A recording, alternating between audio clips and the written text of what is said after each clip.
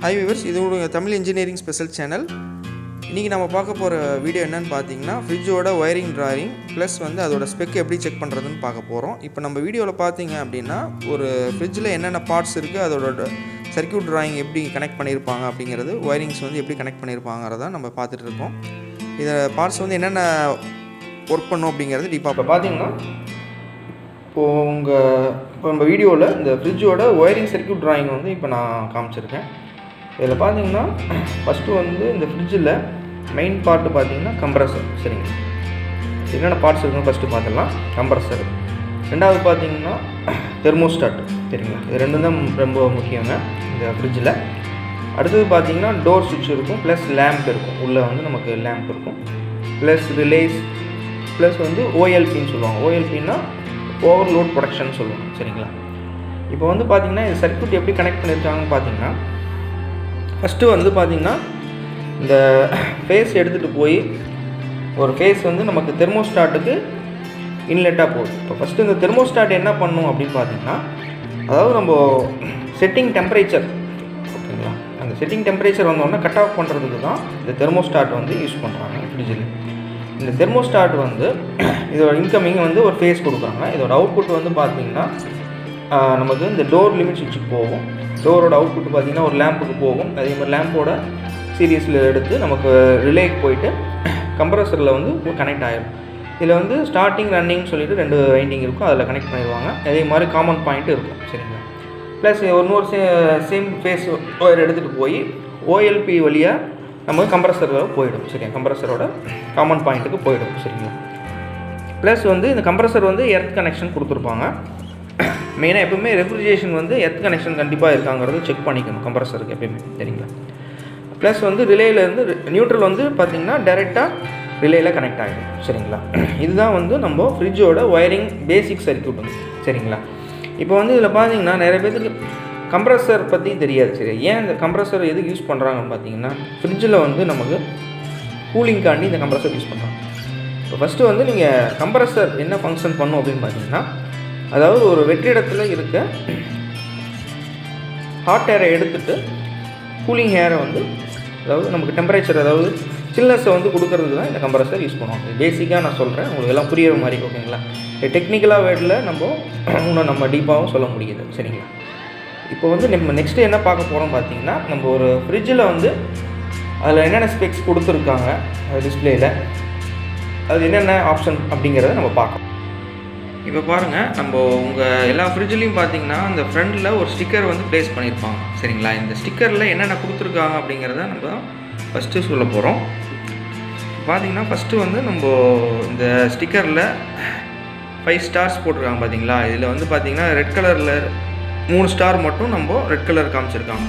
இது இந்த star rating, அதாவது பவர் சேவிங்கை பேஸ் பண்ணி இந்த ஸ்டார் ரேட்டிங் கொடுக்குறாங்க. சரிங்களா, இந்த ஃப்ரிட்ஜு இப்போ பார்த்தீங்கன்னா இது 3 ஸ்டார் ரேட்டிங்னு சொல்கிறாங்க. சரிங்களா, இப்போ அடுத்தது பார்த்தீங்கன்னா கீழே எலக்ட்ரிசிட்டி கன்சப்ஷன் கொடுத்துருக்காங்க. பார்த்தீங்களா, இது பார்த்தீங்கன்னா யூனிட் பர் இயர் பார்த்தீங்கன்னா 189 யூனிட்ஸ் பர் இயருக்கு ஆகுறாங்க. அப்படின்னு பார்த்தீங்கன்னா பேசிக்காக பார்த்தீங்கன்னா நம்ம இயருக்கு 365 டேஸ் வரும். பார்த்தீங்கன்னா அப்போ ஒரு நாளைக்கு பார்த்தீங்கன்னா 2 யூனிட் கன்சப்ஷன் வரும் நமக்கு. அடுத்தது கீழே பாருங்கள், இது என்ன டைப்பு ரெஃப்ரிஜரேட்டர், ப்ளஸ் இது பிராண்டு சாம்சங் பிராண்டு. சரிங்களா, அடுத்து அதோட மாடலு, இது டைப் ஆஃப் கூலிங்கு, அப்புறம் கிராஸ் வேல்யூம். இதோட இந்த ஃப்ரிட்ஜில் எவ்வளோ litre capacity gross, plus storage volume எவ்வளோவும் கொடுத்துருக்காங்க, 182 லிட்டர்ஸ். இப்போ பார்த்தீங்கன்னா மார்க்கெட்டில் 80 லிட்டர்ஸ்லேருந்து 250 லிட்டர்ஸ் வரைக்கும் நம்ம மார்க்கெட்டில் கிடைக்குதுங்க. சரிங்களா, இதுதான் இதில் மெயினாக டிஸ்பிளேல மென்ஷன் பண்ணியிருக்கிறது. அடுத்த ஸ்டிக்கரில் பார்த்தீங்கன்னா 10 இயர்ஸ் வாரண்டி அந்த கம்ப்ரஸர் கொடுத்துருக்காங்க. பார்த்தீங்கன்னா இந்த கம்ப்ரஸருக்கு 10 இயர்ஸ் வாரண்டி கொடுக்குறதா சொல்லியிருக்காங்க. அடுத்தது கீழே பார்த்தீங்கன்னா கனெக்ட் இன்வெர்ட்டர். சரிங்களா, அதாவது நம்ம இந்த ஃப்ரிட்ஜை இன்வெர்ட்டர்லேயும் கனெக்ட் பண்ணி ரன் பண்ணிக்கலாம் அப்படின்னு சொல்கிறாங்க. அடுத்தது பார்த்தீங்கன்னா ஸ்டெபிளைசர் ஃப்ரீ ஆப்ரேஷன் சொல்கிறாங்க. சரிங்களா, இது கீழே பார்த்தீங்கன்னா நமக்கு 100 வோல்டேஜ்லேருந்து 300 வோல்டேஜ் வரைக்கும் நமக்கு வோல்டேஜ் ஃப்ளக்சுவேஷன் இருந்தாலும் இந்த ஃப்ரிட்ஜ் எதுவும் ஆகாது அப்படின்னு சொல்கிறாங்க. அதாவது நம்ம ஸ்டெபிளைசர் இல்லாமையே நம்ம ரன் பண்ணலாம் அப்படின்னு சொல்கிறாங்க. சரிங்களா, இதுதான் இந்த ஸ்டிக்கரில் என்னென்ன ஆப்ஷன்ஸ் இருக்குது அப்படிங்கிறத நம்ம மெயினாக இப்போ சொல்லியிருக்கோம்.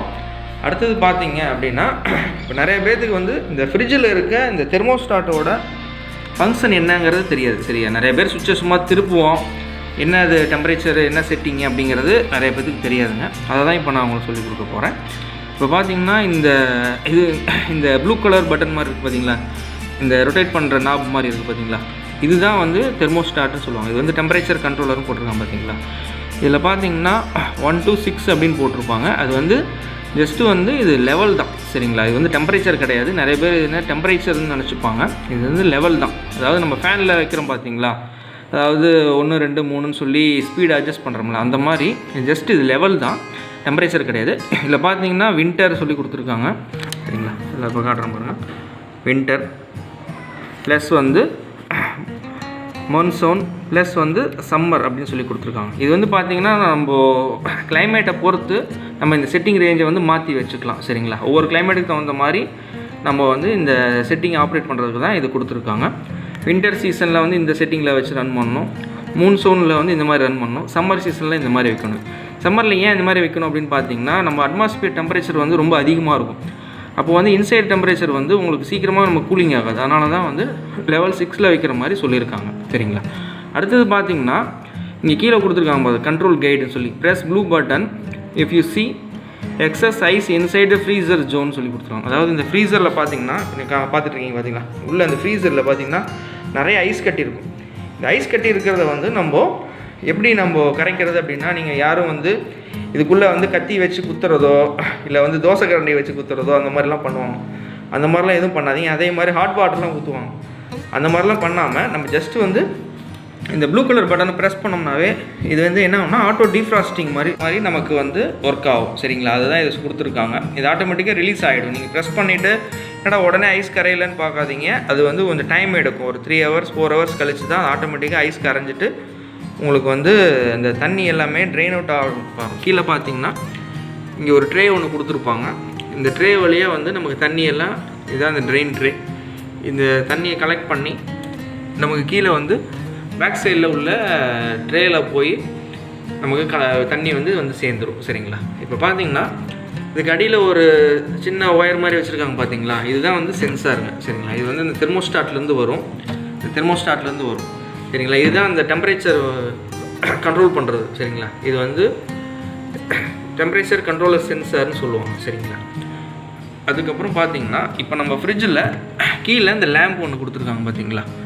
இந்த லேம்ப் வந்து பார்த்திங்கன்னா நமக்கு வந்து கூலிங்லேயும் எந்த ப்ராப்ளமும் வராது. அந்த மாதிரி லேம்ப்ஸ் தான் வந்து மெயினாக கொடுத்துருப்பாங்க.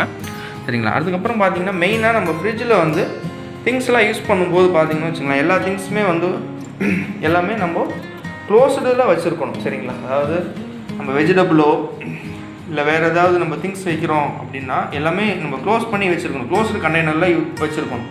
சரிங்களா, ஓப்பனில் எதுவும் வச்சுருக்கக்கூடாது. ஓப்பனில் நீங்கள் வெஜிடபிள்ஸ் அந்த மாதிரி எல்லாம் வச்சுக்கலாம். மற்றபடி ஃபுட் ஐட்டம் வைக்கும்போது மெயினாக க்ளோஸ் பண்ணி வச்சுங்க. சரிங்களா, இது மூலம் வைக்கிறதுனால என்ன ஆகும்னா நமக்கு வந்து நிறையா பவர் சேவிங் ஆகும். சரிங்களா, அதே மாதிரி யூனிட் கன்சப்ஷன் குறையும். நிறைய பேர் என்ன பண்ணுவாங்க, ஓப்பனில் ஃபுட்டு வந்து எடுத்து எப்படி எல்லாம் உள்ளே வச்சுருவாங்க. அப்போ என்ன ஆகும்னா அந்த டெம்பரேச்சர் வந்து ஃபுட்டு அப்சர்வ் பண்ணி நமக்கு கம்ப்ரஸர் கட் ஆஃப் ஆகிற டைம் வந்து ரொம்ப லேட் ஆகும். அப்போ என்ன ஆகும்னா நமக்கு வந்து டெம்பரேச்சர் வந்து ரொம்ப ரீச் ஆகிறதுக்கு ரொம்ப டைம் எடுக்கும்.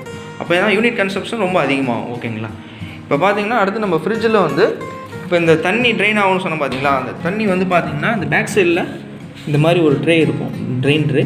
இது பார்த்துருப்பீங்க. இதில் வந்து இந்த தண்ணி கலெக்ட் ஆகி வந்துடுங்க. இதை நீங்கள் எடுத்துகிட்டு ஈஸியாக நம்ம கழட்டி மாட்டிட்டு நம்ம க்ளீன் பண்ணி கனெக்ட் பண்ணிக்கலாம். சரிங்களா, இதுதாங்க நம்ம இந்த ஃப்ரிட்ஜில் மெயின்டெனன்ஸ் ப்ளஸ் வந்து என்னென்ன பார்ட்ஸ் இருக்குது அப்படிங்கிறத நம்ம பார்த்துருக்கோம் இன்றைக்கி. அதோட ஸ்பெக்கு எப்படி நம்ம செக் பண்ணுறது அப்படிங்கிறதும் இன்றைக்கி நம்ம பார்த்துருக்கோம்.